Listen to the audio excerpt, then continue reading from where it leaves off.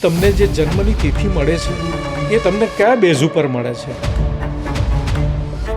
તો એ ખાસ સમજવા જેવું છે કે જે તમને તિથિ મળે છે એ તમારા માતા પિતા, નાના નાની અને દાદા દાદીના જે કર્મ છે એના આધારે તમને તિથિ મળે. એટલે જ આ પોડકાસ્ટ કરવાનું અમારું કારણ છે. 12 માસ છે. કયા કયા 12 માસ? તો કારતક, માક્ષર, પોષ, મહા, ફાગણ, ચૈત્ર, વૈશાખ, જ્યેષ્ઠ, અષાઢ, શ્રાવણ, ભાદરવો અને આસો. આ બધા જ 12 માસનું એ આપણા પ્રેક્ષકોને ખબર નથી. આપણે એવું વિચારીએ કે ભાઈ આ તિથિ મને મળી ગઈ, પણ એ જરૂરી નથી.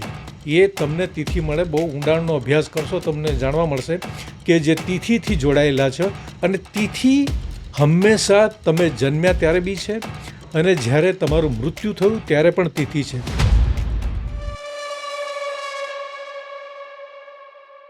નમસ્કાર.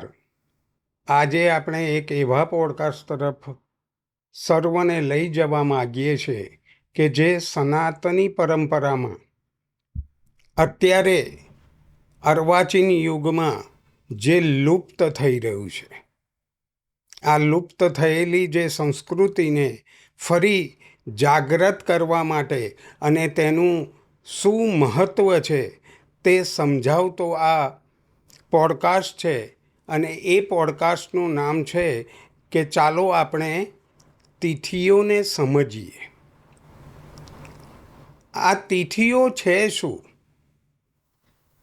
આપણને ખબર જ નથી.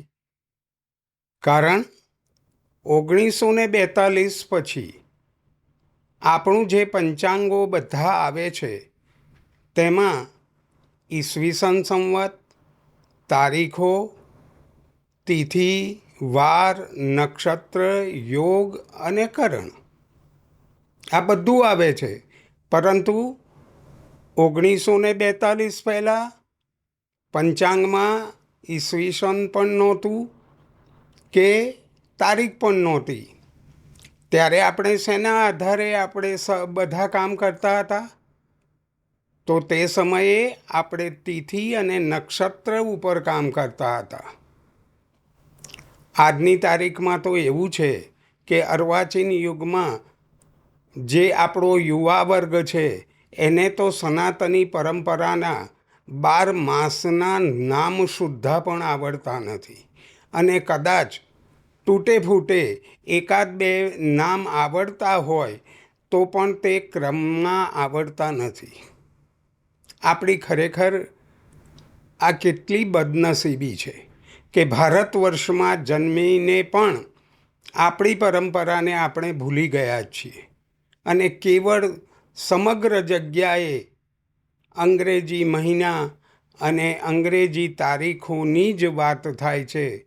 એના પડછાયામાં જે મુખ્ય આપણી તિથિઓ હતી એ તિથિઓ ધીરે ધીરે ભૂલાઈ જ ગઈ છે. તો આ તિથિઓનું મહત્ત્વ શું છે? માત્ર પંચાંગ પૂરતું આ મહત્ત્વ નથી. આપણા સમગ્ર જીવનમાં પણ એનું ખૂબ જ મહત્ત્વ છે. પરંતુ જે પાશ્ચાત્ય સંસ્કૃતિનો જે હુમલો અત્યારે આપણા સનાતની પરંપરા ઉપર થઈ રહ્યો છે એનાથી બચવા માટે જ આ પ્રયાસ અમે કરી રહ્યા છીએ. પહેલાં આપણે સમજીએ કે આ તિથિઓ શું છે, તિથિઓ ક્યાં આવે, તિથિઓ કેટલી છે. આ બધું આપણને ખબર જ નથી. કારણ કે પ્રથમ આપણને 12 માસના નામ જ યાદ ના હોય ક્રમ વાઇઝ, તો તિથિઓની તો વાત જ નથી આવતી. એટલે જ આ પોડકાસ્ટ કરવાનું અમારું કારણ છે. 12 માસ છે. કયા કયા 12 માસ? તો કારતક, માક્ષર, પોષ, મહા, ફાગણ, ચૈત્ર, વૈશાખ, જ્યેષ્ઠ, અષાઢ, શ્રાવણ, ભાદરવો અને આસો. આ બધા જ 12 માસનું જેને જૂના જમાનામાં આપણા જે વડીલો હતા એ બે રીતે ઓળખાવતા હતા. કઈ રીતે? તો પહેલાં 15 દિવસ જે માસના છે એને અજવાળિયું કહેતા હતા, અને પાછલા જે 15 દિવસ હતા તેને અંધારિયું કહેતા હતા. આપણે ત્યાં ભાષાકીય શુદ્ધતા પ્રમાણે એને જે પ્રથમ 15 દિવસ છે એને શુક્લ પક્ષ છે કહેવાય છે, અને જે પાછલા 15 દિવસ છે તેને કૃષ્ણ પક્ષ કહેવામાં આવે છે. અથવા પ્રથમ 15 દિવસ હોય એને સુદ કહેવાય, અને ગુજરાતીમાં જે પાછલા 15 દિવસ છે એને વદ કહેવામાં આવે છે. આ જે માસ છે એની 1 થી 15 તિથિ, પહેલી અને પાછલી 15 તિથિ, આ જે એક દિવસ છે એને તિથિ કહેવામાં આવે છે. આપણે ત્યાં જોવા જઈએ ને તો જે સમગ્ર ઉત્સવો છે એ તારીખ પ્રમાણે નથી આવતા. આપણે ત્યાં ઉત્સવો, તહેવારો જે કોઈ આવે છે એ બધા જ નક્ષત્ર અને તિથિ પ્રમાણે આવે છે. ધારો કે આપણે પહેલું બેસતું વરસ અત્યારે આપણે ઉજવીએ છીએ તો એ તારીખ પ્રમાણે આવે છે. આપણું બેસતું વરસ ક્યારે આવે છે? કારતક સુદ એકમના દિવસે, તિથિ પ્રમાણે ઉજવીએ છીએ. આપણે દિવાળી ઉજવીએ છીએ તો એ 4 દિવસ કેવી રીતે ઉજવીએ છીએ? તો પહેલી એકાદશી, ત્યાર પછી વાઘ દ્વાદશી, ત્રીજી ધનત્રયોદશી, ત્યાર પછી કાળી ચૌદશ અને દિવાળી. આ બધું જ જે આવે છે એ તિથિ પ્રમાણે આવે છે, કંઈ તારીખ પ્રમાણે આવતું નથી. આ બધા જ આસો મહિનાના છેલ્લા દિવસ ગણાય. અને જ્યારે નવું વર્ષ શરૂ થાય, જેને આપણે વિક્રમ સંવત કહીએ છીએ, તે પ્રથમ કાર્તિક માસથી શરૂ થાય છે, અને તે છે પ્રતિપદા. સંસ્કૃતમાં જેને એકમ છે એને પ્રતિપદા કહેવામાં આવે છે. તો ત્યારથી આપણું વિક્રમ સંવતનું નવું વર્ષ શરૂ થાય છે. એટલે આ તિથિઓનું મહત્ત્વ આપણે ત્યાં ખૂબ જ છે. અને આ બધું આપણને આજે એનું ઊંડાણપૂર્વકનું જ્ઞાન આપવા માટે મારી સાથે પધાર્યા છે, જેમને આપણે પહેલાં પોડકાસ્ટમાં પણ જોયા છે, તેવા પરમ વિદ્વાન શ્રી મિલનભાઈ ગોરને હું સ્વાગત કરું છું. અને આ તિથિ ઉપર વધારે પ્રકાશ પાડી અને ઊંડું જ્ઞાન આપો એવી ખાસ મારો આગ્રહ છે. જય શ્રી કૃષ્ણ. સનતભાઈ, તમારો ખૂબ ખૂબ આભાર મને બીજી વખત તમારા પોડકાસ્ટમાં બોલાવ્યા બદલ. હવે તિથિમાં મુખ્યત્વે એક તો શુક્લ પક્ષ અને કૃષ્ણ પક્ષ જે તમે વાત કરી, પણ તિથિ બને છે કઈ રીતે?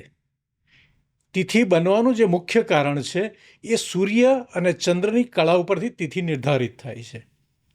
હવે સૂર્ય અને ચંદ્રની જે કળા નક્કી થાય છે એના પરથી તિથિ થાય છે. અને તમે જોયું હોય તો આજે અડધો દિવસ 12 છે અને પછી 13 થઈ જશે, સવારે ઉદયાત તિથિ જ અલગ છે. તો આ 3 વર્ષની અંદર આ તિથિઓનો જે તૂટકનો ક્રમ થાય છે, એ ક્રમ થઈ અને જે અધિક માસ જે અત્યારે ચાલુ છે, અધિક માસનું નિર્માણ થયું છે, જેને આપણે પુરુષોત્તમ માસથી ઓળખીએ છીએ. તિથિની વાત કરીએ તો તિથિ આપણા જીવનમાં ખૂબ જ મહત્ત્વની છે. અત્યારે જેમ ન્યુમરોલોજી તમે ગણો તો તમારી ડેટ ઓફ બર્થ જે તમને ગણવામાં આવે છે એના સામે આપણને કોઈ એ નથી, પણ એના કરતાં જે સુપ્રીમ કહેવાય એ તમારી તિથિ છે. માની લો કે હવે આપણે તિથિની વાત કરીએ તો દરેક તિથિના અલગ અલગ દેવ છે. એ અલગ અલગ દેવોના અલગ અલગ કાર્ય બી છે, અને એ અલગ અલગ કાર્યો પ્રમાણે માણસ જે તિથિએ એનો જન્મ થાય છે એ તિથિએ અને એ દેવનું એ વ્યક્તિ ઉપર ખાસ પ્રભુત્વ રહે છે સનતભાઈ. હવે આપણે હા એનું પ્રભુત્વ રહે જ છે અને માણસનું કેરેક્ટર એ તિથિઓને આધીન હોય જ છે. આપણા જ્યોતિષની અંદર તિથિઓ માટે ઘણું આપેલું છે. તો તિથિ જે તમને મળે છે તમારી લાઈફમાં, કે તમને ભાઈ આજે કોઈને એકમ મળી, કોઈને પૂર્ણિમા મળી, કોઈને ત્રીજ મળી, તો તિથિ તમને જે જન્મની તિથિ મળે છે એ તમને કયા બેઝ ઉપર મળે છે? તો એ ખાસ સમજવા જેવું છે કે જે તમને તિથિ મળે છે એ તમારા માતા પિતા, નાના નાની અને દાદા દાદીના જે કર્મ છે એના આધારે તમને તિથિ મળે છે. આપણે એવું વિચારીએ કે ભાઈ આ તિથિ મને મળી ગઈ, પણ એ જરૂરી નથી. એ તમને તિથિ મળે, બહુ ઊંડાણનો અભ્યાસ કરશો તમને જાણવા મળશે કે જે તિથિથી જોડાયેલા છે. અને તિથિ હંમેશા તમે જન્મ્યા ત્યારે બી છે અને જ્યારે તમારું મૃત્યુ થયું ત્યારે પણ તિથિ છે. કારણ કે તિથિ તર્પણ જે આપણે આપીએ છીએ એ તિથિથી આપીએ છીએ, નહીં કે તારીખથી. હા, તમે તારીખ આ તારીખે મરી ગયા કે દેવ થઈ ગયા વાત બરાબર છે, પણ તમે જે તર્પણ આપો છો એ તિથિથી જ આપો છો. અને તર્પણમાં તિથિ જે છે ને એ જલ તત્વના દેવ છે. અને થોડુંક આમાં એક જ્યોતિષનું તમને જોડી દઉં. તિથિ તમારા કુંડળીમાં ચોથા ભાવને રિપ્રેઝન્ટ કરે છે. તમારી કુંડળીમાં ચોથો ભાવ જે છે ને એને તિથિ રિપ્રેઝન્ટ કરે છે. તો આપણે આગળ ચર્ચા કરીએ.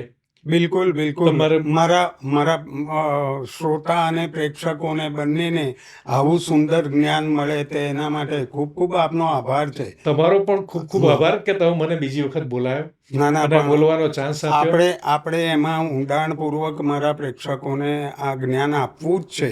અને તેમાંય ખાસ કરીને આજનો યુવા વર્ગ જે આજે તિથિને ભૂલી ગયો છે અને દરેક બાબતમાં એક જ વસ્તુ, કયો માસ, ફલાણો અંગ્રેજી માસ અને ફલાણી તારીખ. અરે કોઈ મૃત્યુ પામ્યું છે તો એની તમે તિથિ યાદ રાખો, નહીં કે તારીખ. આજે તો શ્રાદ્ધ અને સંવત્સરી પણ તારીખ પ્રમાણે થતી થઈ ગઈ છે, કારણ કે આજના યુવા વર્ગને આ વસ્તુનું જ્ઞાન જ નથી. સાચી વાત છે. અને એ જ્ઞાન જ આપણે આપવું છે. એનું મહત્વ જો આ યુવાનો સમજશે તો આપણા માટે ખરેખર સનાતની પરંપરાને એક જળવાઈ રહેશે. જળવાઈ રાખવાનું આપણું એક સાધન છે આ. તિથિની વાત આપણે ચાલુ કરીએ છીએ તો આપણા ઋષિ મુનિઓએ સરસ તિથિઓના એક ક્રમ આપ્યા છે, જે 15 તિથિ શુક્લ પક્ષ અને 15 તિથિ કૃષ્ણ પક્ષની છે. તો નંદા, ભદ્રા, જયા, રિક્તા અને પૂર્ણા, આ રીતે ચાર ક્રમમાં તિથિઓને વહેંચવામાં આવી છે. પાંચ ક્રમમાં વહેંચવામાં આવી છે. અને શુક્લ પક્ષ અને કૃષ્ણ પક્ષ એમાં તિથિઓનો ક્રમ તો આ જ રહે છે. હવે આપણે વધારે ડિટેલમાં જાણવા માટે આગળ વધીએ છીએ, પણ આ તિથિઓનું નિર્માણ કઈ રીતે થાય છે એની જો વાત કરીએ તો તમે જોતા હશો કે ભાઈ આજે સવારે 11 વાગ્યા સુધી 11 છે, પછી 12 શરૂ થઈ જાય છે, બીજ હોતી નથી, 2 ત્રીજ હોય છે. આ બધો જે ક્રમ ચાલતો હોય છે એ ક્રમનો જે છેલ્લે નિચોડ આવે છે એ 3 વર્ષની અંદર એક વખત જે આપણે અધિક માસ અત્યારે જે ચાલુ થાય છે એ આ બધાનો જે પ્લસ માઇનસનો જે એક કન્ટેન્ટ વધેલું હોય છે અથવા તો જે સમય વધેલો છે એનો અધિક માસ તરીકે 3 વર્ષે એકવાર આવે છે. અને એ રીતે આ તિથિઓને સમાગમ કરી અને પૂર્ણ 360 જે આપણી ડિગ્રી છે એ પણ અને 360 દિવસ છે એ પણ ફિક્સ કરેલા છે.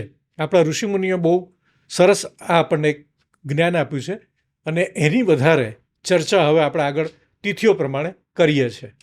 આમાં હજુ આપણે આપણા પ્રેક્ષકોને મિલનભાઈ લઈ જઈએ આગળ, તો જે કંઈ આપણે અત્યારે તિથિઓ ઉપરની વાત કરીએ છીએ, તો આ તિથિ જે આવે છે શેમાં આવે છે?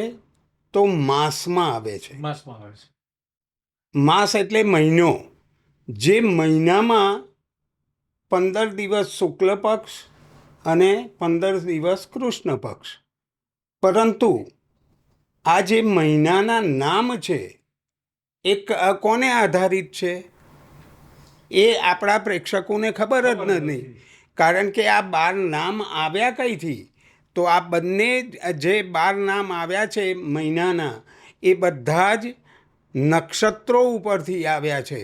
અને તે નક્ષત્ર જ્યારે પૂનમના દિવસે જે નક્ષત્રનું નામ હોય એ રીતે એનું નામકરણ કરવામાં આવ્યું છે. એક્ઝામ્પલ તરીકે આપણે લઈએ તો કાર્તિક માસ. તો કાર્તિક માસમાં પૂર્ણિમા, ચૌદસ, પૂનમ અથવા વદ્દી એકમના દિવસે જ્યારે કૃતિકા નક્ષત્ર હોય છે તો કૃતિકા ઉપરથી એનું નામ કાર્તિક માસ પાડવામાં આવ્યું છે. અને આ માસનું પણ સર્જન કેવી રીતે થયું? આપણને એક ખરેખર આજના યુવા વર્ગને જે મનમાં શંકા થાય અને ઘણા પ્રશ્નો ઉપસ્થિત થાય છે, તો આ સાંભળ્યા પછી એમને એમ થાય કે ભાઈ આ માસ કેવી રીતે આવ્યા, સંવત કેવી રીતે આવ્યું? કારણ કે અત્યારે 2082નું સંવત ચાલે છે. તો આ 2000 વર્ષ પહેલાં શું સનાતન પરંપરા નહોતી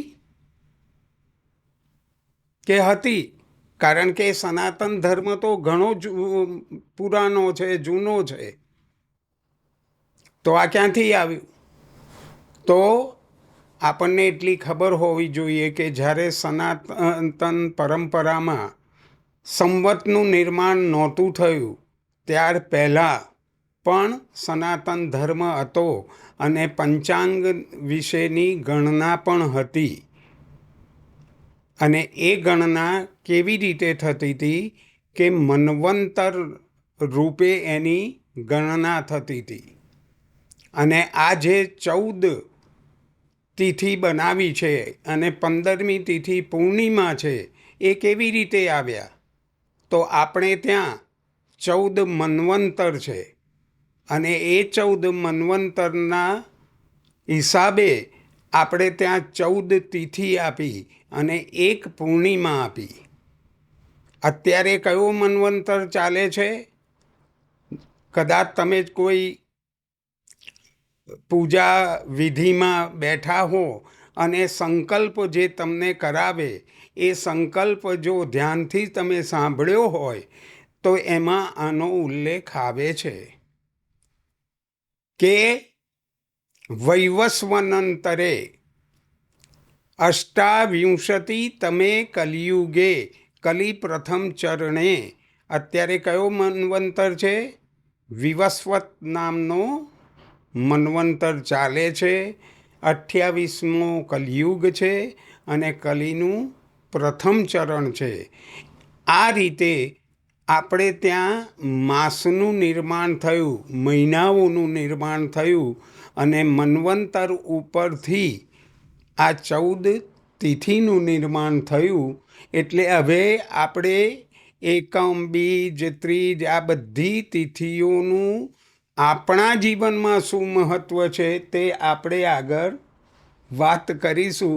તો મિલનભાઈ, આપણે પ્રતિપદાથી એટલે કે એકમથી આપણે શરૂઆત કરીએ. ચોક્કસ. થોડુંક તિથિ આપણને જે મળે છે એનું બી સમજી લઈએ કે આપણને જે તિથિ મળે છે એ તિથિ આપણા કયા આધારે? આપણે કહીએ છીએ કે પાછલા જન્મના કર્મના આધારે તમને ઘર મળ્યા છે, પુણ્ય છે પાછલા જન્મનું, તમારું ભાગ્ય લઈને આવ્યા છો, ભાગ્ય લઈને નથી આવ્યા. તો એવી રીતે જે તમને તિથિ મળે છે એ તિથિ પણ તમારા પૂર્વજન્મના, એટલે કે તમારા માતા પિતા, દાદા દાદી અને નાના નાની. કારણ કે તમે જ્યારે તમારો જન્મ થાય છે ત્યારે તમારા પતિ પત્નીના સંયોગથી જન્મ થાય છે. માટે નાના નાની અને દાદા દાદી, તમારા માતા પિતા, આ બધાનો રોલ છે. અને જ્યારે પણ માણસ જન્મે છે ત્યારે પણ તિથિનું મહત્ત્વ છે અને જ્યારે માણસ મૃત્યુ થાય છે ત્યારે પણ તિથિનું મહત્ત્વ છે. કારણ કે તમારું મૃત્યુ થાય છે ત્યારે તારીખ નથી બોલાતી, ત્યાં તમારી તિથિનો મહિમા છે અને તિથિના દિવસે તર્પણ કરવામાં આવે છે. એટલે એ તિથિ તમારા માટે એટલી મહત્ત્વની છે. અને તિથિ જલ તત્વની છે અને તિથિના અધિષ્ઠાતા દેવ શુક્રદેવ છે. કારણ કે શુક્રદેવ જલ તત્વના છે અને તિથિના અધિષ્ઠાતા દેવ પણ શુક્રદેવ છે. માટે આપણે હવે આગળ તિથિઓની શરૂઆત કરું તમારી રજા લઈને. પ્રથમ પ્રતિપદાથી ચોક્કસ. તો જે પણ વ્યક્તિનો એકમના દિવસે જન્મ હશે એ વ્યક્તિ, એના દેવ છે અગ્નિદેવ. પહેલાં તો એકમના દેવ છે એ અગ્નિદેવ છે. અને એ દિવસે જો કોઈ વ્યક્તિનો જન્મ હશે તો એનામાં કુદરતી એનર્જી બોડીમાં વધારે હશે. જે મંગળ જેવી એનર્જી હોય એવી એનામાં એનર્જી હશે. પ્લસ એ દરેક કામ દોડીને કરવાવાળો પણ હશે. સાથે સાથે જો એકમનો જન્મ હોય એવી ગૃહિણી અથવા તો એવા જાતક પોતાના ઘરે સવારે જ્યારે ગેસ પ્રગટાવે છે ત્યારે સૌથી પહેલાં જો અગ્નિદેવ, કારણ કે એના દેવ અગ્નિ છે, તમારા ઘરે મારે આવવું હોય તો પહેલાં પરમિશન લેવી પડે કે ભાઈ હું આવું છું. અત્યારે પરમિશનનો જમાનો ગયો છે. અત્યારે તો ફોન કરીએ છીએ આપણે કે ભાઈ હું આટલા વાગે આવું, તમે છો? તો સનતભાઈ મને કહેશે હા આવો, હું બેઠો છું. તો આ એ થયું. માટે તમારા તિથિના દેવ છે એમને આરંભ કરીને તમે તમારા જીવનની શરૂઆત કરશો તો તમારી લાઈફમાં પ્રગતિ થતાં કોઈ નહીં રોકી શકે. એટલે મારું એવું કહેવું છે કે તમારો એકમનો જન્મ હોય તો તમારા ઘરના અગ્નિને, અથવા તો તમારા ઘરે પૂજા કરવા બેસે ત્યારે દીવો પ્રગટાવો, ત્યારે સૌથી પહેલાં દીવાને વંદન કરીને આગળ વધો. અને ગૃહિણી હોય તો એનો જે ગેસ પ્રગટાવે ત્યારે ગેસને પણ વંદન કરીને આગળ વધે. તો મારા હિસાબે એમના જીવનમાં ઘણી બધી સમસ્યાઓનો ધીરે ધીરે સમાધાન મળતું હોય એવું જોવા મળશે અને ક્યાંક ને ક્યાંક રસ્તા નીકળશે. આપણે ત્યાં મિલનભાઈ એ છે જ, કારણ કે સવારે પ્રાતઃ સ્નાન કરી અને દીવો અગરબત્તી કરવાનો તો નિયમ બધાએ આપેલો જ છે. સાચી વાત છે તમારી. અને એ દીવો અગરબત્તી એટલે અગ્નિને જ આપણે પ્રથમ વંદન કરવાના છે. અને આમે જુઓ તો દરેક જગ્યાએ સવારે પ્રાતઃકાળે ઉઠતાની સાથે જે તત્વની જરૂર પડે છે તે અગ્નિ તત્વ જ છે. અને રાત્રે સૂતા સુધી અગ્નિ તત્વ છે. અને જન્મથી લઈ અને અંત સુધી, મૃત્યુ સુધી પણ અગ્નિ તત્વનું જ મહત્વ છે. એટલે તો પ્રથમમાં પ્રતિપદામાં અગ્નિ એનો દેવ છે. એટલે શાસ્ત્ર એ તો બહુ વિચારીને એને મૂકેલું છે. સાચી વાત. સરસ, ખૂબ સરસ. એટલે આ રીતે સનતભાઈએ પણ જે કીધું એ રીતે આપણા શાસ્ત્રમાં અથવા તો આપણે સનાતન ધર્મ પ્રમાણે રોજ સવારે અગરબત્તી અથવા તો દીવો પ્રગટાવતા હોય છે. પણ આજકાલે જે ફાસ્ટ જમાનો છે એમાં ગૃહિણીઓ કે કોઈને નાયા ધોયા વગર બી ગેસ પ્રગટાવવાનું બધું આવે છે. પણ એટલીસ્ટ આટલું બી દેજો, નિર્મલ મન જન સો મોહી પાવા. તમારું મન નિર્મલ હશે ને તો તમે 7 ગંગા સ્નાન કર્યા બરાબર છે.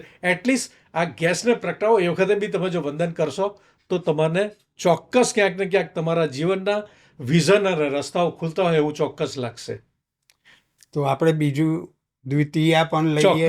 ચોક્કસ. જેને બીજ કહેવામાં આવે છે ગુજરાતીમાં. ચોક્કસ. હવે દ્વિતીયાના દેવ છે ને બ્રહ્માજી છે. એના દ્વિતીયા તિથિનો એટલે કે સુદ બીજ કે વદ બીજ, બીજનો જે પણ વ્યક્તિનો જન્મ હોય એના દેવ છે બ્રહ્માજી. હવે બ્રહ્માજીનું જે કેરેક્ટર છે એ ક્રિએટિવ છે, જેને આપણને આખું વાસ્તુશાસ્ત્ર આપ્યું છે બ્રહ્માજીએ. અને મય મતમને એમના જે 4 પુત્રો હતા અને વિશ્વકર્મા, આ બધા એમના સંતાનોથી જે વાસ્તુની રચના થઈ છે એ આપનાર જ બ્રહ્માજી છે. જ્ઞાન, વૈરાગ્ય, લક્ષ્મી, આ તમામ વસ્તુઓ બ્રહ્માજીથી મળે છે. અને તમારા ઘરની અંદર જો બ્રહ્મસ્થાન ડિસ્ટર્બ હોય તો માણસને તકલીફો કેટલી પડે છે એ તો સનતભાઈ બહુ સરસ રીતે કહેશે. પણ ટૂંકમાં બ્રહ્માજી એટલે બ્રહ્મ કમલ નાભી છે અને દ્વિતીયાના દેવ પણ બ્રહ્માજી છે. હવે બ્રહ્માજીના મંદિર અહીંયા આપણા હિન્દુસ્તાનની અંદર પુષ્કરમાં એક છે. એક જ મંદિર છે પુષ્કરમાં. પણ બ્રહ્માજીના મંદિરો વધારે નથી, છતાં પણ તમને ગામે ગામ વિશ્વકર્માનું મંદિર તો મળશે જ. બરાબર.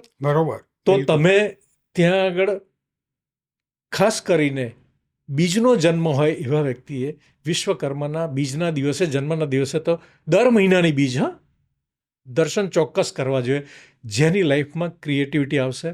અને આ લોકો મારા હિસાબે ક્યાંક ને ક્યાંક રિસર્ચ કરવાવાળા, ટેકનિકલ સાથે જોડાયેલા હોય છે, ડાયરેક્ટ ઇનડાયરેક્ટ. અને એ લોકોનું જ્ઞાન પણ સારું એવું હોય છે, લોકોને રસ્તો બતાવવાળા હોય છે. ખૂબ સુંદર.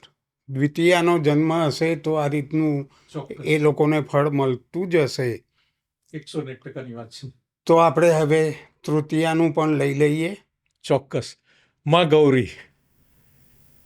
જે તૃતીયાની તિથિ છે, દેવી છે, એ પાર્વતી દેવી છે, જેને આ સૃષ્ટિમાં શિવ અને શક્તિ જે નામથી જે ઓળખાય છે, એ તૃતીયાની દેવીએ તો આપણને એટલું બધું આપ્યું છે, જે સ્વર વિજ્ઞાન આપ્યું છે, આ જ્યોતિષ આપ્યું છે, આ જે બી કંઈ આપ્યું છે, એ આપણને શક્તિથી જ મળેલું છે.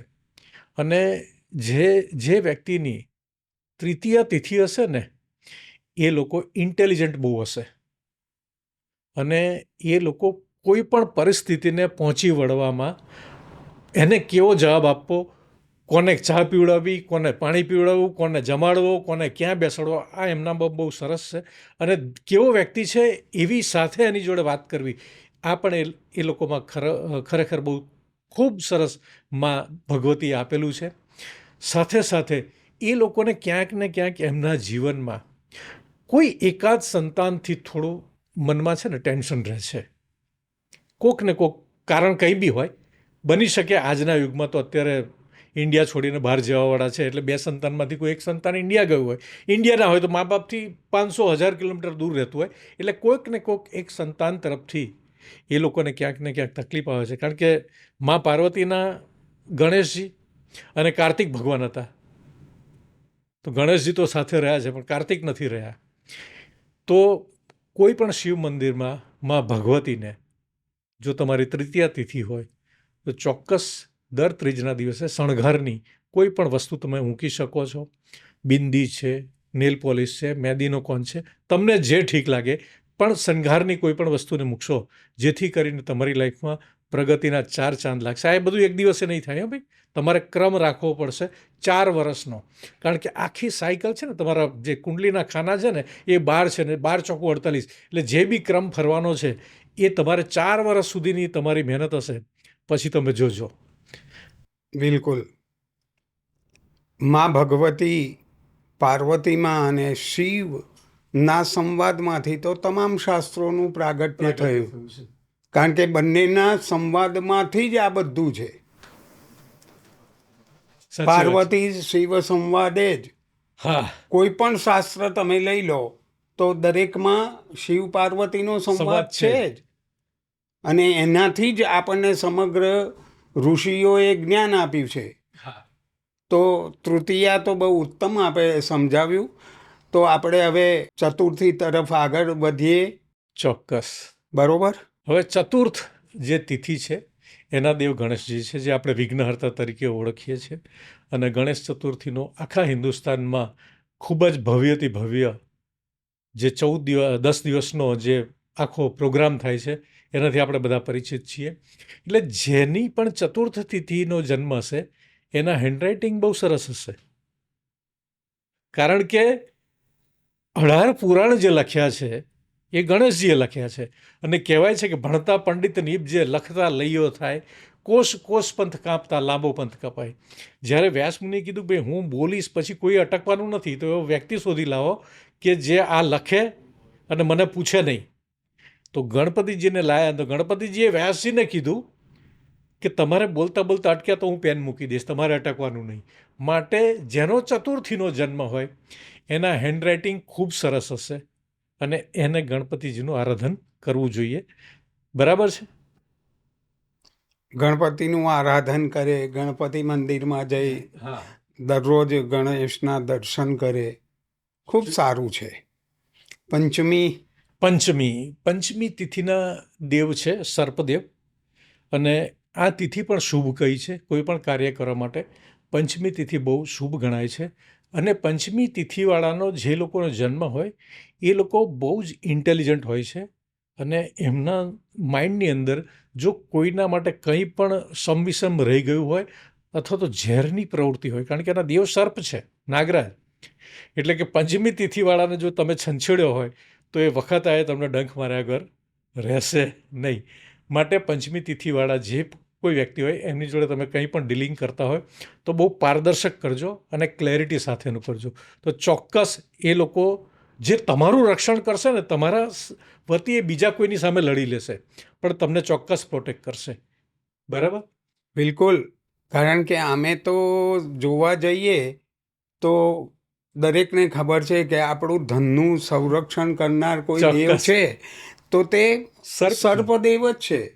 અને ઘણા બધા લોકોના અનુભવ છે કે ભાઈ ગુપ્ત ધન લેવા માટે ગયા અને ત્યાં સર્પ જોયો અને પછી બંધ કરી બંધ દીધું. કરી દીધું. સાચી વાત છે. એટલે સર્પદેવ એ આપણા ધનનું પણ રક્ષણ કરનાર જ છે, એમાં બે મત નથી. હા, એટલે મેં કીધું ને કે તમારો પંચમીનો જો કોઈ મિત્ર હોય અથવા તો પંચમીનો જન્મ હોય તો એની સાથે તમે ક્લેરિટી રહેશો ને તો એ તમારું રક્ષણ કરશે. તમારે લાફો તમને કોઈ મારવા આવે ને એના પહેલાં એ પેલાને મારી દેશે. આટલું એનું પંચમી તિથિવાળાનું ખૂબ મહત્વ છે.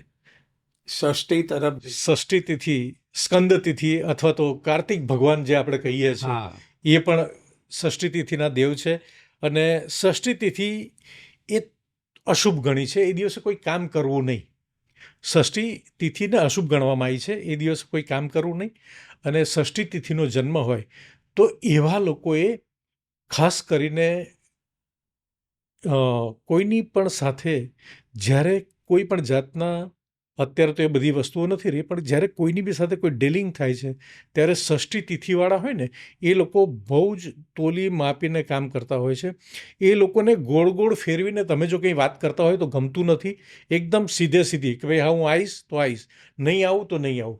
કારણ કે એ એકદમ એમનો મિજાજ છે ને એક લશ્કરી કમાન્ડર જેવો છે. એટલે એને ખોટું ગમતું નથી અને જ્યાં ખોટું થતું હોય ત્યાં લોકો હાજરી નથી આપતા અથવા તો એની સામે લડત પણ આપશે.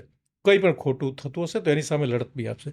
તો ષષ્ઠી તિથિનો જન્મ હોય એ દિવસે જો કોઈ શુભ કામ કરવું હોય તો મારા હિસાબે એને એવોઇડ કરવું જોઈએ અથવા તો એ દિવસ છોડીને કરવું જોઈએ. પણ એ દિવસે તમે કાર્તિક ભગવાનના મંત્ર જાપ કરી શકો છો અથવા તો કાર્તિક ભગવાનનું મંદિર હોય તો તમે ત્યાં દર્શન પણ કરી શકો છો. જેને સાઉથમાં આરુમુગમ કહેવામાં આવે છે, મુરુગન સ્વામી. મુરુગન સ્વામી હા. કહેવામાં જ આવે છે. તે સ્વયં કાર્તિકનું સ્વરૂપ છે. બરાબર. સપ્તમી તરફ જઈએ. સપ્તમી તિથિ આમ જોવા જઈએ તો સપ્તમી તિથિ તમે 7 નંબર આપણે ન્યુમરોલોજીમાં ગણીએ તો કેતુને ગણે છે. બરાબર. તો સપ્તમી તિથિના દેવ સૂર્ય છે. સપ્તમી તિથિના દેવ પણ સૂર્ય છે. તો કેતુ અને સૂર્યને આપણે જ્યોતિષની ભાષામાં થોડીક વાત કરી લઈએ તો એને સારે એ કંડે એ બંનેનું જો યુતિ હોય તો સારી નથી ગણી. પણ કેતુ હંમેશા સંતાનનો કારક છે અને સૂર્ય એ તમારા ડીએનએ છે. અને સપ્તમી તિથિ ભાનુ તિથિ કહીએ છીએ આપણે. સંકલ્પ મુકાવીએ ત્યારે બોલીએ છીએ ને તિથિ હોય ત્યારે ભાનુ સપ્તમી. ભાનુ એટલે સૂર્ય. એ સપ્તમી તિથિવાળા એકદમ પ્રમાણિક હોય છે. એમને કોઈ પણ સરકારી કામમાં જાય ને તો એમનું કામ લગભગ બહુ સરળતાથી પતે છે. જો હું જોઉં ને તો મારે 2 ધક્કા ખાવા પડે અને એ લોકોનું કામ બહુ આસાનીથી પતે છે. કારણ કે સૂર્ય સત્તા અને સરકારને બી રિપ્રેઝન્ટ કરે છે. અને એ લોકો પ્રમાણિકતાથી કાણાને કાણો કહેવામાં બહુ પોલિશ ભાષા એ લોકોને વાપરતા નથી આવડતી. જો હા તો હા ને ના તો ના. એટલે સપ્તમી તિથિનો જન્મ હોય તો એવા લોકો એકદમ પ્રમાણિકતાથી રહે છે. કોઈનું લગભગ ખોટું કરવામાં એ લોકો વિચારતા બી નથી અને કોઈનું ખોટું થયું હોય તો એની સામે એને પ્રોટેક્ટ કરીને એને લડત આપવા માટે બી તૈયાર છે. જે બી કયું આંદોલનો ચાલ્યા છે ને એ તમે જોજો અત્યાર સુધીમાં, એની તિથિ તમે જોજો, ગૂગલ પર તમને મળી જશે. પ્લસ એ જે આંદોલન ચલાવનારા જે મુખ્ય ચહેરા હતા એ જોજો, એ સપ્તમી તિથિના હશે. એ લોકોએ ખૂબ સરસ આંદોલનો ચલાવ્યા છે અને પછી જ્યારે બગડ્યા છે ક્યારે કે સરકાર અને જે એમાં જે ભ્રષ્ટાચાર થતો હતો ને એમાં આવ્યા ને એટલે એ લોકોનું અધઃપતન થયું છે. બાકી જે સારા આંદોલન અથવા તો જે સારા નેતા છે ને એ બી આ સપ્તમી તિથિને છે. એટલે સપ્તમી તિથિવાળાએ સૂર્યને રોજ સવારે અર્ઘ્ય આપવો જ જોઈએ. ખૂબ સરસ. અષ્ટમી પણ શિવજીની તિથિ છે. એટલે અષ્ટમીના દિવસે તમે કોઈ પણ કામ કરશો તો તમને તમારી લાઈફમાં ખૂબ સક્સેસ મળશે. અને આ તિથિ પણ અતિ ઉત્તમ ગણવામાં આવી છે. અને આ તિથિના દિવસે જે પણ કોઈ કાર્ય કરશો એ કામમાં તમને લોંગ લાઈફ સફળતા મળી રહેવાની છે. આ અષ્ટમી તિથિવાળા જાતકોએ મારા હિસાબે જો એ લોકો સૂર્ય શંકર ભગવાનનું જો મંદિર હોય તો એટલીસ્ટ એમની તિથિના દિવસે શિવ મંદિર જઈ અને પુષ્પ કે જળનો લોટો એમને ચોક્કસ ચડાવવો જોઈએ. ટૂંકમાં શિવ પૂજન કરવાથી અષ્ટમી તિથિવાળાને લાભ સારો મળે છે. ચોક્કસ. અને આમે શિવ છે એટલે કલ્યાણ જ કલ્યાણ કહેવાય. કલ્યાણ એટલે પોતાનું કલ્યાણ જો વિચારતા હો તો શિવ ઉપાસના જરૂરી બને. જરૂરી છે.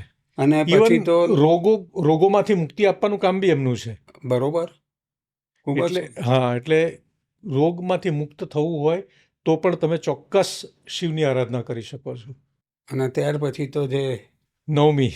મર્યાદા પુરુષોત્તમ રામને જે અતિશય પ્રિય છે. હા, કારણ કે રામચંદ્ર ભગવાનનો જન્મ બી નવમી તિથિના દિવસે થયો હતો, જે ચૈત્ર સુદ નામ તરીકે આપણે રામનવમી તરીકે ઉજવીએ છીએ.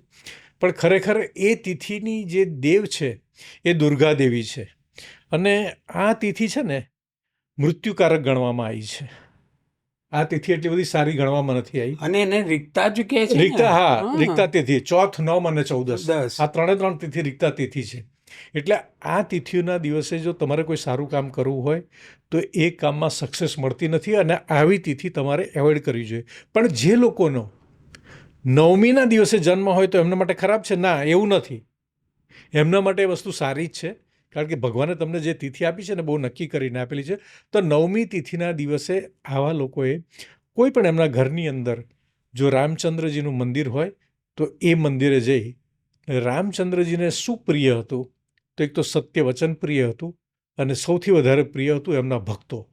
અને એમના ભક્તોમાં પણ જો તમે જે બોર મળે છે બોરની સિઝનમાં, રામચંદ્ર ભગવાનને જો તમે બોર અર્પણ કરશો, કારણ કે સબરિયાને અર્પણ કર્યા હતા અને એનો ઉદ્ધાર થયો હતો, માટે જે આપણે ઉત્તરાયણનો સમય છે એ વખતે તમે રામ મંદિરમાં જો ભગવાનને બોર અર્પણ કરશો તો પણ તમને એનાથી ચોક્કસ શુભ ફળ મળશે. અને દર નવમી તિથિના દિવસે રામ મંદિર જો તમારી ઘરની નજીક હોય તો એના દર્શન કરવા જોઈએ. સાથે સાથે નથી ઘરની નજીક મંદિર તો રામ એ સૂર્યવંશી છે, માટે એટલીસ્ટ તમે સૂર્યના પણ દર્શન ચોક્કસ કરી શકશો. ખૂબ સારું. અને આમે રીક્તા તિથિનો બધી જ શુભ કાર્યોમાં એને નિષેધ ગણ્યો ગણી છે. છે. પણ એની સાથે એની પોઝિટિવિટી એટલી પણ છે કે એ દિવસે જો તમારે કોઈ નવું જ્ઞાન પ્રાપ્ત કરવું હોય ચોક્કસ. તો તમે કરી શકો છો. કોઈ શસ્ત્રની ખરીદી કરવી હોય તો પણ તો કરી પણ શકો. કરી શકો છો. કોઈની સામે તમારે કોર્ટ કેસ કરવો હોય તો પણ તમે રીક્તા તિથિના દિવસે કરી શકો છો. એમાં કોઈ જ વાંધો આવતો નથી. સાચી વાત છે. ચાલો આપણે 10મી લઈએ. ચોક્કસ. 10મી તિથિના દેવ છે યમ. હવે 10મી તિથિ એ શુભ છે, અશુભ નથી. યમનું નામ સાંભળીને ગભરાવાની જરૂર નથી. 10મની તિથિના દેવ યમ છે. તો યમદેવનું કામ શું છે? યમ, નિયમ, આપણે બધું આ શબ્દો સાંભળ્યા છે કે ભાઈ જ્યારે માણસનો જન્મ થયો ત્યારે એનો પહેલો શ્વાસ કયો છે અને છેલ્લો શ્વાસ કયો છે, એ યમદેવ બરાબર યાદ રાખી અને તમારા શ્વાસ પૂરા થાય એટલે તમને એમની જોડે પાછા લઈ જાય છે. તો યમ એના દેવ છે. તો યમને શું ગમે છે? ભાઈ તમે જે પણ કંઈ કરો એ કોઈને પણ કંઈ કમિટમેન્ટ આપો તો બહુ જ સારી રીતે આપો, અથવા તો ના આપશો. પછી આજે મને મળવા બોલાવ્યો હોય સનતભાઈએ કે મિલનભાઈ તમે આવજો, અને સનતભાઈ 2 દિવસ પછી હું મળવા જાઉં ત્યારે મારો ફોન ના ઉઠાડે. આપણે આપણી લાઈફમાં આવું જોઈએ તમારો ફોન જ ના ઉપાડે. એ 3 દિવસે ફોન આવે કે યાર હું તો આમ, અરે ભાઈ તું ફોન ઉપાડીને મને જવાબ તો આપત કે ભાઈ હું નથી. એટલે આવું 10મની તિથિ હોય અને જે લોકો જો આ રીતના મિસબિહેવિયર લોકો જોડે કરતા હોય તો એ લોકોની લાઈફમાં એમને ખૂબ જ ગંભીર પરિણામ ભોગવવા પડશે. એમાં કોઈ શંકાને સ્થાન નથી. માટે એ લોકોએ નીતિમત્તાથી આગળ વધવું જોઈએ તો ચોક્કસ એમની પ્રગતિ થાય છે. કારણ કે એ જસ્ટિસનો દેવતા દેવ છે. છે. તમારા જે કરેલા કર્મ છે અને તમે સંચિત કર્મો છે એનું ફળ જ આપનાર દેવ એ યમ છે. એટલે એમાં કોઈ બે મત જ નથી. સાચી વાત છે. જ્યારે તમે નીતિ ચૂકો છો એટલે એના અશુભ ફળ ભોગવવાની તૈયારી તમારે રાખવાની જ છે. બરોબર. હા. ચાલો હવે આપણે એકાદશી તરફ પ્રયાણ કરીએ. એકાદશી એટલે ઉપવાસની તિથિ. ઉપવાસ કેમ? કે 10 દિવસ આપણે આપણી જીભને બહુ ચટાકા કરાવ્યા. એ ચટાકા કર્યા પછી એક દિવસ જે વૈશ્વાનર રૂપી ઉદરમાં અગ્નિ બિરાજિત છે એને થોડું રાહત આપીએ. એવી આ પરમ પવિત્ર તિથિ જે એકાદશી એનું જ્ઞાન પણ આપણે લઈશું. ચોક્કસ. એકાદશીના જે દેવ છે એ વિશ્વદેવ છે. અને વિશ્વદેવ, જેમ સનતભાઈએ કીધું કે વિશ્વદેવ એટલે કે વિશ્વ જે છે, વિશ્વ નરો જે કહેવાય છે, એ તમારી અગ્નિ જે તમારી બોડીમાં છે અને જે તમે જમો છો એનું પાચનનું કામ કરે છે. આ તિથિ ખૂબ જ શુભ માનવામાં આવી છે. અને આ દિવસે તમારે કોઈ પણ જો ઉપવાસ કરતા હોય તો રસપાન કરવું જોઈએ, નહીં કે પછી ફરાળ કરીને આપણે બધું મીઠું ને મરચું ને બધું કહીએ છીએ.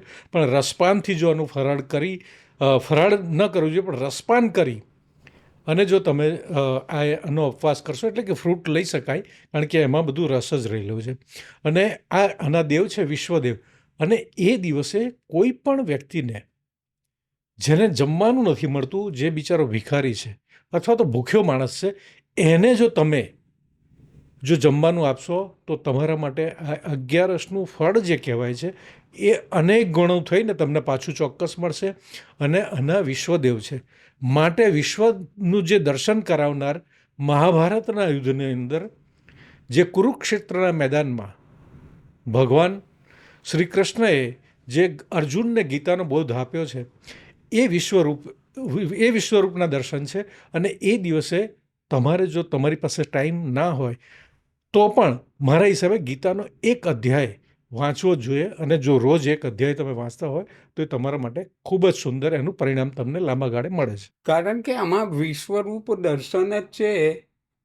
અને વિશ્વરૂપ દર્શન એટલે મુખ્ય દેવ તો આપણા કૃષ્ણ જ થયા અથવા મહાવિષ્ણુ જ થયા. અને આજના જમાનામાં તો લોકોએ ઉપવાસની વ્યાખ્યા બદલાવી નાખી છે. સાચા અર્થમાં ઉપવાસ એટલે ઉપ એટલે સંસ્કૃતમાં નજીક અને વાસ એટલે નિવાસ. જેમાં શાસ્ત્રકારોએ એવું કહ્યું છે કે ભોજનની માત્રા ઘટાડી અને ભજનની માત્રા વધારવી એનું નામ ઉપવાસ છે. આપણે તો ફરાળ કરીએ, ફરાળની વ્યાખ્યા પણ લોકોને ખબર નથી. શાસ્ત્રમાં ફરાળની વ્યાખ્યા શું છે ખબર છે? ના.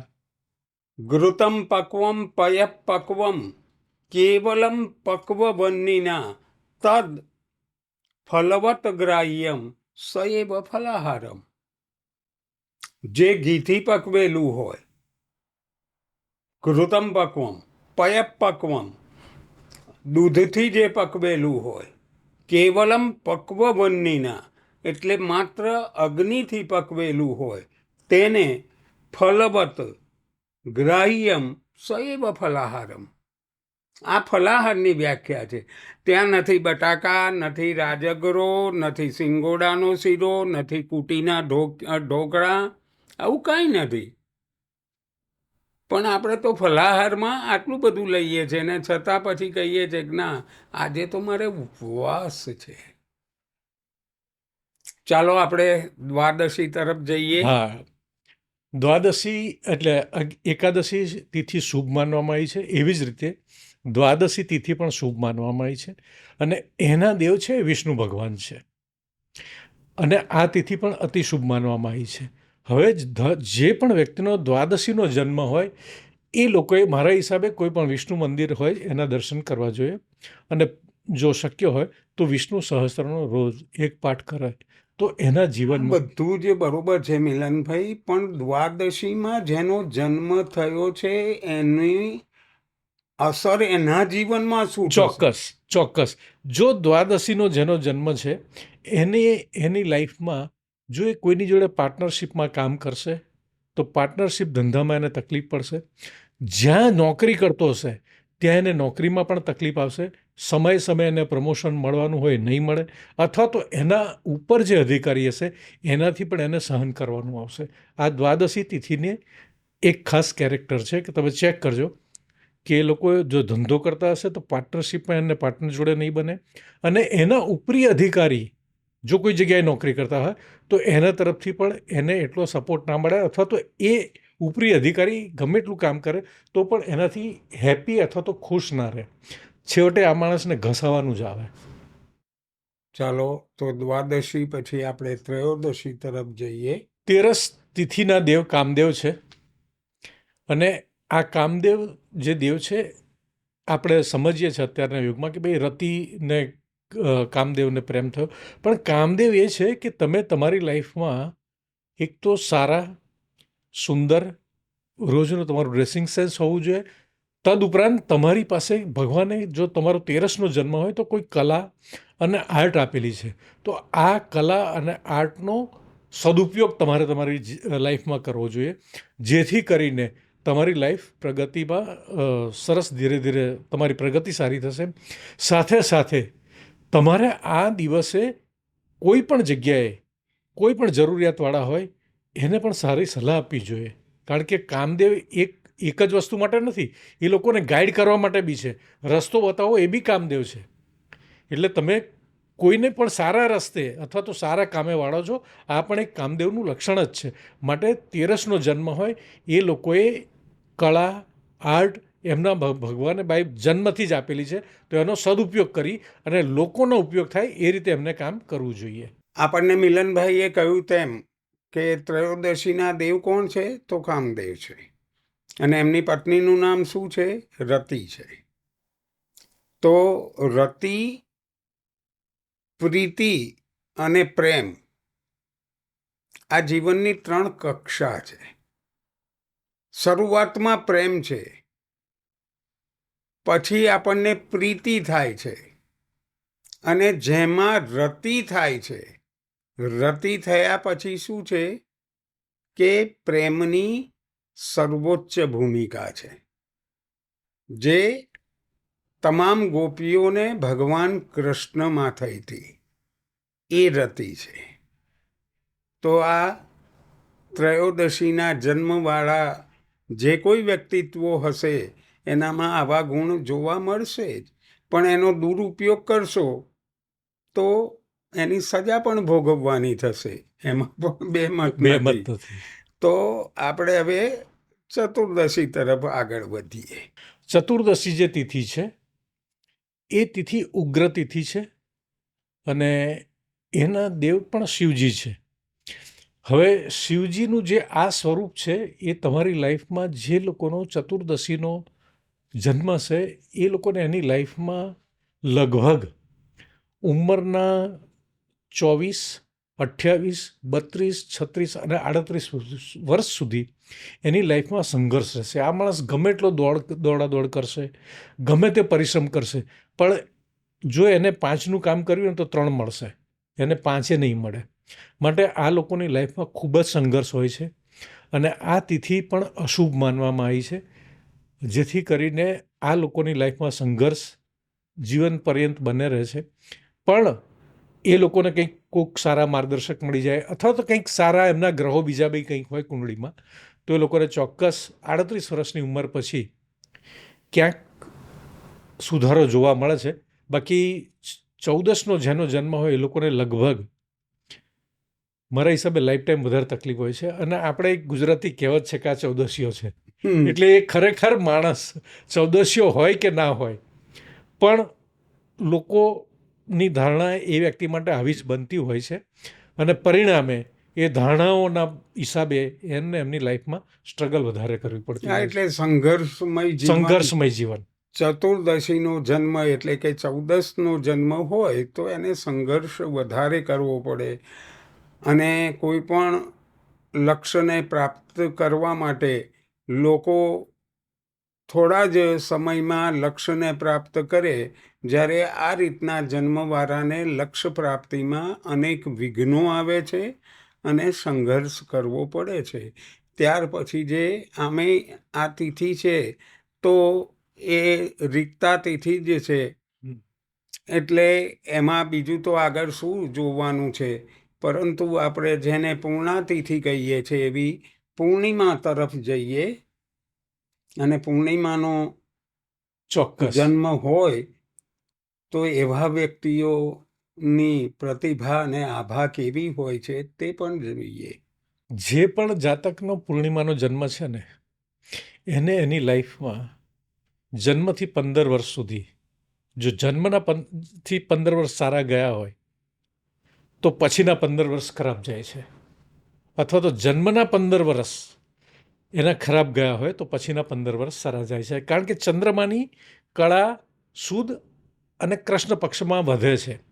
એ રીતે આ લોકોની લાઈફમાં 30 વર્ષ સુધીનો સંઘર્ષ હોય છે, એ ચાહે ભણવામાં હોય અને ભણવામાં ના હોય તો પછી આ લોકો છે ને ઇમોશનલ થઈને પોતાની જાતને લોકો આગળ એક બીજાના ભરોસે રહેવાવાળી બનાવી દે છે, જેથી કરીને પણ આ લોકોને એમની જાતમાં પોતાની લાઈફમાં ઘણું બધું સહન કરવાનું આવે છે.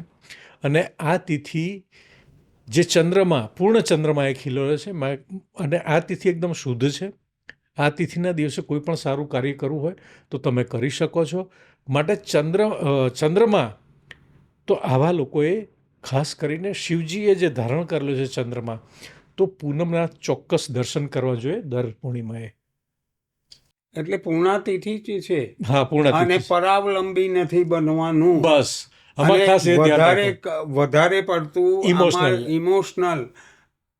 કારણ કે આજની તારીખમાં જોવા જાઓ તો સમાજમાં એવી બધી ઘણી વ્યક્તિઓ છે કે જે તમને ઇમોશનલ બ્લેકમેલિંગ કરીને પોતાના કાર્યો કઢાવતી હોય છે. સાચી વાત છે. તો આવી બધી વ્યક્તિઓથી ખૂબ જાળવવાનું રહેશે. તે છે પૂર્ણિમામાં દિવસે જન્મ પામેલ વ્યક્તિઓએ આટલું ધ્યાન રાખવાની જરૂર છે. ત્યાર પછી આવે છે આપણી અમાવાસ્યા, જેને પૂર્ણ રીતે જ્યાં ચંદ્ર છે જ નહીં, ચંદ્રનો સંપૂર્ણ ક્ષય થઈ ગયો છે એવું તિથિ એટલે અમાવાસ્યા. હા, તો અમાવાસ્યા તિથિ એવી છે કે આપણા જે બધા લગભગ તહેવારો છે ને એ પૂનમ અને અમાસના જ છે. જો તમે દિવાળી જુઓ તો અમાસે છે, પૂનમ રક્ષાબંધન, ગુરુ પૂર્ણિમા. તમે જુઓ આપણા જે લગભગ બધા તહેવારો છે એ પૂર્ણિમા અને અમાવાસ્યાના દિવસે આવે છે. તો આપણા ઋષિમુનિઓ, આપણો શાસ્ત્ર એ બહુ સરસ રીતે એ લોકોએ નક્કી કર્યું છે. કારણ શું છે કે અમાવાસ્યાના જે દેવ છે પિતૃદેવ છે. એટલે જે પણ વ્યક્તિની અમાવાસ્યાનો જન્મ હશે ને એને તમે ચેક કરજો. તમારે ગમે તેવા ગ્રહો હશે, ગમે, પણ તમે મધદરિયે જો ફસાયા હશે ને તો તમને ઉગારવાવાળો કોક ને કોક મળી જશે.